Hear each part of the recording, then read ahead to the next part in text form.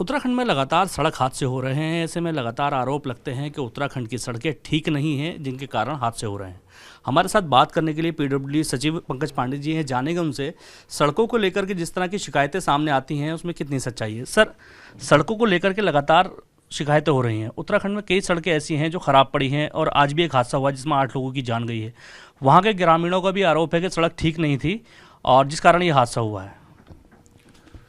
सड़कों पे लगातार राज्य सरकार के द्वारा काम किया जा रहा है। पीडब्ल्यूडी की तरफ से क्लियर निर्देश हैं और मैं आपको बताना चाहूँगा कि नवंबर 30 तारीख तक हम लोग प्रदेश की सारी सड़कों को गड्ढा मुक्त कर देंगे। कल भी मैंने रिव्यू किया है और हम लोग लगभग 80% सड़कों को गड्ढा मुक्त कर चुके हैं। बाकी सड़कों पे काम चालू है।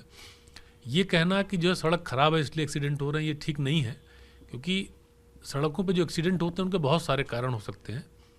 ख़राब सड़क होना एक छोटा कारण है, बट और भी तमाम कारण होते हैं, लेकिन मैं उसमें नहीं जाना चाहता हूँ। मैं सिर्फ ये कहना चाह रहा हूँ कि माननीय मुख्यमंत्री जी के निर्देश हैं कि पूरे प्रदेश की सारी सड़कें गड्ढा मुक्त की जाएँ, सारी सड़कें अच्छी की जाएँ। उसी दिशा में हम लोग काम कर रहे हैं।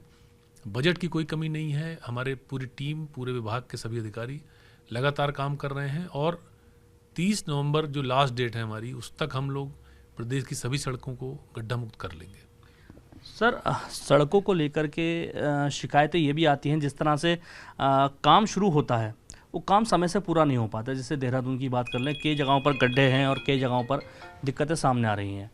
तो ऐसी सड़कों को ठीक करने के लिए जो अधिकारियों को लगाया जाता है वो अधिकारी हीला हवाली भी करते हैं, जिसमें भी आपने अभी एक अधिकारी को सस्पेंड भी किया है इस विषय पे।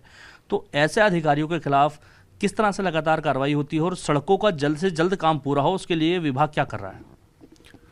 टाइम पे पूरा होना बहुत ही ज़्यादा आवश्यक है। दो ही चीज़ें हैं जो ज़्यादा इम्पॉर्टेंट हैं। एक तो काम टाइम पे पूरा हो, दूसरा क्वालिटी उसमें इंश्योर की जाए। तो मेरे द्वारा विशेष रूप से इन दोनों पॉइंट्स पे लगातार ध्यान दिया जा रहा है और हम लोग महीने में 2 या 3 बार रिव्यू भी कर रहे हैं कि सारी सड़कें टाइम पे पूरी हों, क्योंकि टाइम से नहीं पूरा होता तो कॉस्ट ओवररन की स्थिति होती है, लोगों को दिक्कतें होती हैं, फिर पिछले सालों के काम अगले साल में जाते हैं तो उससे अपने दूसरे प्रॉब्लम्स आते हैं। तो हम लोग ये प्रयास कर रहे हैं कि जो भी काम पेंडिंग है उसको समय पूरा किया जाए। अगर कोई अधिकारी जबरदस्ती जानबूझ के लापरवाही करता है, टाइम पे काम नहीं पूरा करता है, तो उसके खिलाफ कार्रवाई भी की जाएगी। लेकिन प्रयास हमारा यही है कि कोई ऐसी स्थिति उत्पन्न नहीं हो।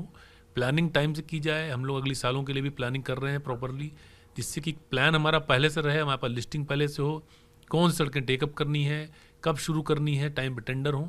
ये सारी चीज़ें, सारे स्टेप्स को मॉनिटर किया जा रहा है और प्रयास यही है कि कोई भी टाइम लैग, कोई भी टाइम जो ओवररन होता है वो ना हो।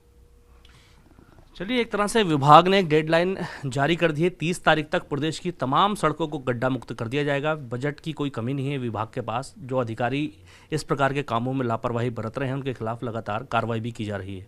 Danish Khan, ABP live, Uttarakhand.